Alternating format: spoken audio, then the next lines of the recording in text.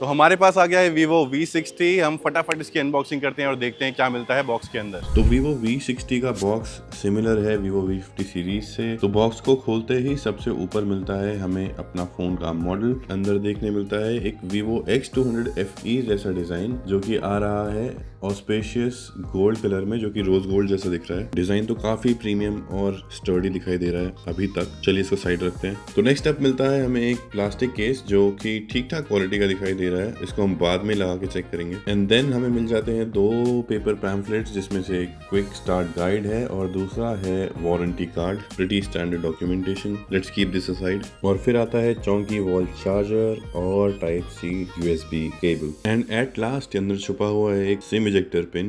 तो हाँ, ये है सारी एक्सेसरीज जो मिलते हैं Vivo V60 के बॉक्स के अंदर। तो कैसी लगी आपको इसकी अनबॉक्सिंग और क्या आप ये स्मार्टफोन खरीदना चाहोगे? बताओ हमको नीचे कमेंट्स में।